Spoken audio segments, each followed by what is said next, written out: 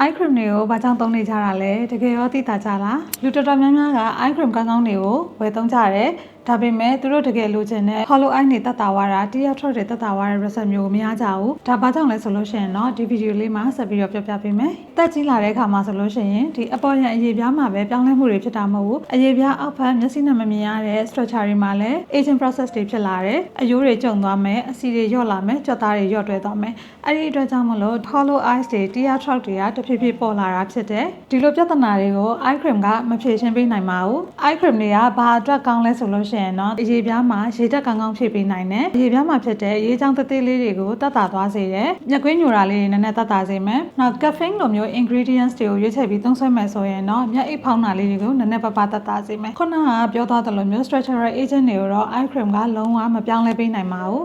တကယ်လို့ကိုကမျက်တွင်းရမ်းချတဲ့လူဖြစ်နေတယ်ဒီမျက်ရည်ခိုင်လန်းလို့ခေါ်တဲ့ tear truck ကလည်းတိတာထင်ရှားနေရဆိုလို့ရှိရင်တော့ eye cream တွေကိုလိမ့်နေမဲ့အစား aesthetic treatments တွေဖြစ်တဲ့ filler လိုမျိုး treatment တွေ anti eye booster လိုမျိုး treatment တွေယူလိုက်တာကတိတိတသားပြောင်းလဲပြီးတော့ကိုလိုချင်တဲ့ result ကိုရလိမ့်မယ်အခုဒီဗီဒီယိုကြည့်ပြီးတော့ eye cream နဲ့သုံးဖို့စဉ်းစားနေလား treatment ယူဖို့စဉ်းစားနေလား comment မှာပြောခဲ့အောင်နော်နောက်ထပ်ဗီဒီယိုလေးမှာဆိုရင်တော့ anti eye booster treatment တစ်ခုချင်းစီကို sharing လေးလုပ်ပေးပါမှာဖြစ်လို့ follow လေးလုပ်ထားဖို့မမေ့နဲ့နော်